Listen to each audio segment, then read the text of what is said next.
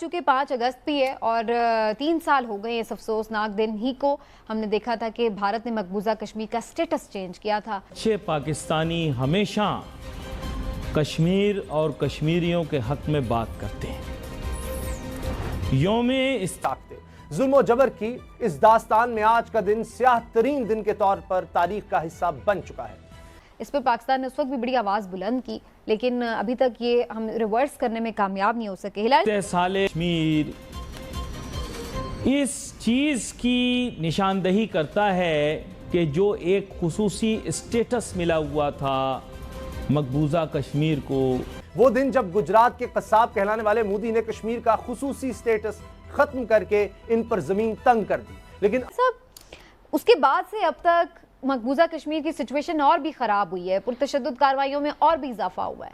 तो ये सारी सिचुएशन आप क्या देख रहे हैं, अब ये ऐसे ही चलेगा क्या? समीना, बात अफसोस से ये कहना पड़ता है कि इतने मुनाफिक हैं, ख़ास तौर मेजर पावर्स और ख़ास तौर अमेरिका के, हालांकि वो बात करते हैं डेमोक्रेसी का, सेल्फ डिटर्मिनेशन का, ह्यूमन राइट्स का, उनके सामने जब हो रहा है इसलिए कि उनका एक मिलिट्री एलाई है हिंदुस्तान, वो कुछ नहीं कहते हैं, वो चुप रहते हैं। इसलिए इनकी हिपोक्रेसी पे कोई चलता नहीं है ज़्यादा देर।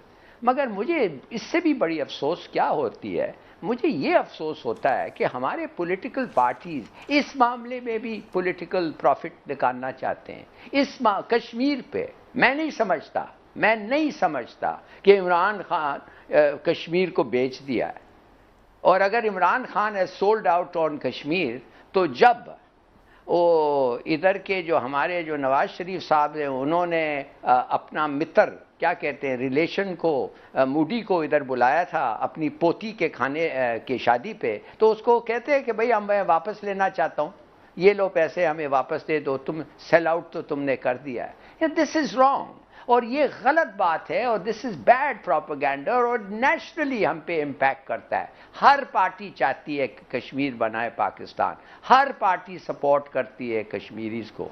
और मेरे ख्याल में ये हमें इस पे खुदा के लिए आप पॉलिटिक्स छोड़ दें। और अगर आप फिर भी पूछना चाहते हैं कश्मीरियों को कि किसको ज़्यादा वो सपोर्ट करते हैं, ऑल पाकिस्तानी पार्टीज़ को लेके फिर पूछें उनको और वो आपको कहेंगे इमरान खान। तो मेरे ख्याल में ये ऐसे झूठ कहना और cheap political profit, I don't like it. I don't know आप मानती हैं कि नहीं?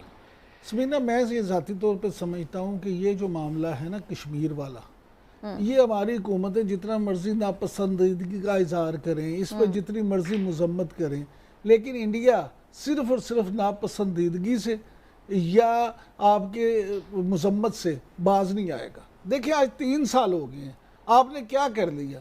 क्योंकि तमाम आलमी ताकतें उनके साथ हैं।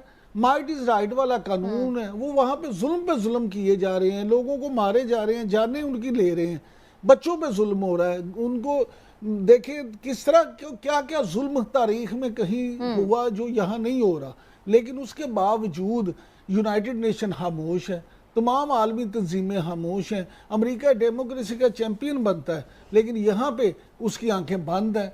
रूस वैसे बड़ी आप बातें करा रहे हैं, यहाँ उनकी आंखें बंद है। यूके, पूरा वेस्ट, ये हत्ता कि आपकी मुस्लिम उम्मा, मैं हमेशा कहता हूँ कि मुस्लिम उम्मा जो है बिल्कुल सही है, वो भी खामोश तमाशाई बनी हुई है, वो इस पे नहीं करते। जब तक पाकिस्तानी हुकूमत भी और पूरे दुनिया इस पे वाकई को फर्म एक्शन नहीं करेगी, इंडिया तब तक चेंज नहीं होगा मामला। जो हिंदुस्तान के साथ जुड़ा हुआ है, मजबूरी में, सख्ती की वजह से, मुश्किल की वजह से, किसी साजिश की वजह से, उसका स्पेशल स्टेटस भी ख़त्म कर दिया गया और अब भारत वहाँ पर बहुत सी सख्तियाँ और मजालिम ढा रहा है। मुश्किलात नहीं, पॉपुलेशन शिफ्ट भी क्रिएट करना चाह रहे हैं, कहते हैं हमारा अटूट अंक है वगैरह वगैरह वगैरह वगैरह। लेकिन सच बात यह है कि कश्मीर के लोगों को हक़ राय दही मिलना चाहिए। जमहूरियत के असूलों के तहत उनको इस फैसले का हक मिलना चाहिए। यूनाइटेड नेशंस के चार्टर के मुताबिक उनके मसाइल का हल निकलना चाहिए। जो गलतियाँ माजी के अंदर हमारी क़यादतें पाकिस्तान की करती रहीं, जिसकी वजह से कश्मीर के काउस को बहुत नुकसान पहुंचा, उनको रिवर्स करना बहुत ज़रूरी है। कश्मीर का स्टेटस दोबारा से नुमाया करके दुनिया के सामने पेश करना बहुत ज़रूरी है। आज हम उन लोगों को कटहरे में तो खड़ा नहीं कर सकते जिन्होंने कश्मीर का मुकदमा कमज़ोर किया, चाहे वो पाकिस्तान की तरफ हों, इस वक्त मकबूजा या आज़ाद कश्मीर में हों या फिर हिंदुस्तान में मौजूद हों, क्योंकि हम उनका किसी तरह से मुआवजा नहीं कर सकते। अफसोस की बात यह है कि अगर हम करने की कोशिश भी करेंगे तो कोई फ़ायदा नहीं। हो सकता है मौजूदा तौर पे वो हिंदुस्तान में भी क़यादत में आ जाएं, पाकिस्तान में भी क़यादत में आ जाएं, और हो सकता है कि मकबूजा और आज़ाद कश्मीर में भी उन लोगों की वक्तन फ़वक्तन आमद जारी रहे। इसके लिए एक नेशनल पॉलिसी बनाना बहुत ज़रूरी है, जिस पर अमल करना बहुत ज़रूरी है। उस पॉलिसी का कंसिस्टेंट होना बहुत ज़रूरी है, और इंटरनेशनल जितने लोग, क्योंकि मैं आपको बता रहा हूँ बैनुल-अक़वामी सतह के ऊपर कश्मीर का मौजू जो है वो नुमाया होकर सामने आया। बैनुल-अक़वामी तौर पर भी लोग कश्मीरियों के हकूक़ के लिए काम कर रहे हैं, उनको भी उस पॉलिसी साजी में शामिल करना चाहिए, मेरा ऐसा ख्याल, ताकि उसको और ज़्यादा वक़्त मिले, उसको और ज़्यादा अहमियत मिले, और इस तरह की पॉलिसी जो मुरतब की जाए बैनुल-अक़वामी सतह की हो, क्योंकि कश्मीर का मामला ना बाइलेटरल है ना ट्राईपेट्रियट है, बल्कि मल्टीलेटरल और ग्लोबल इशू है। मेरा ये ख्याल है। तो सारी दुनिया को इसकी जिम्मेदारी लेनी है और इंशाल्लाह लेनी भी चाहिए। आलमी बरादरी के कानों पर जूं तक नहीं रेंगी।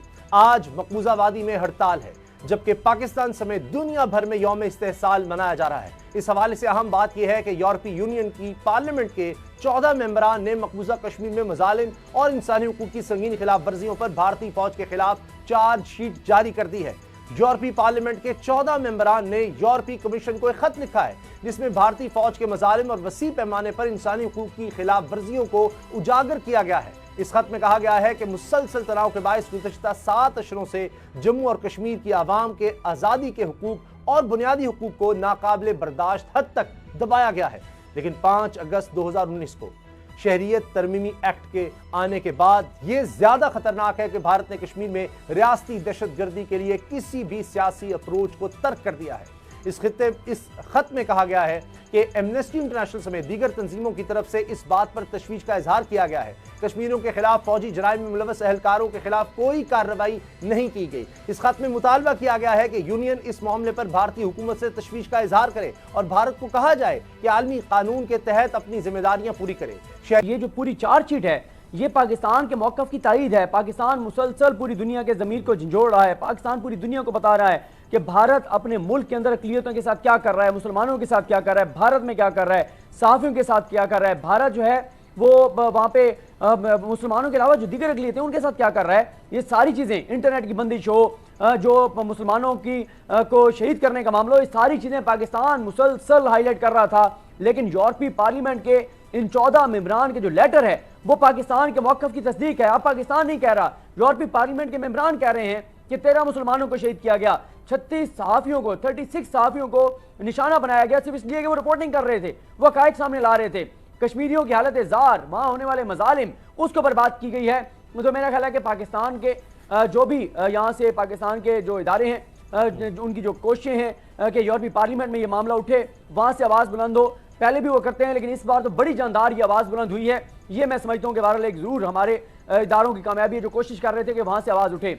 बाकी जो है पाकिस्तान ज़ाहिर है बार बार ये मुतालबा करता है, क्योंकि पाकिस्तानियों के दिल कश्मीरियों के साथ धड़कते हैं। हम ये चाहते हैं कि दुनिया का ज़मीर जागे। बाकी जगहों पे कुछ होता है, जानवरों के साथ भी कुछ होता है तो दुनिया उठ खड़ी होती है, परिंदों के साथ कुछ होता है, तंजीमें सारी जो इंसानी हकूक़ की, परिंदों के हकूक़ की, जानवरों के हकूक़ की, वो उठ खड़ी होती हैं। यहाँ इंसानों के साथ हो रहा है, कश्मीरियों के साथ हो रहा है, मुसलमानों के साथ हो रहा है, लेकिन दुनिया के ज़मीर जो हैं वो सोए हुए हैं बड़े बड़े इदारों के। लेकिन बहरहाल इस मायूसी के इन अंधेरों में ये एक रोशनी की किरण है जो 14 यूरोपीय पार्लियामेंट के मेंबरान ने जो है वो खत लिखा है।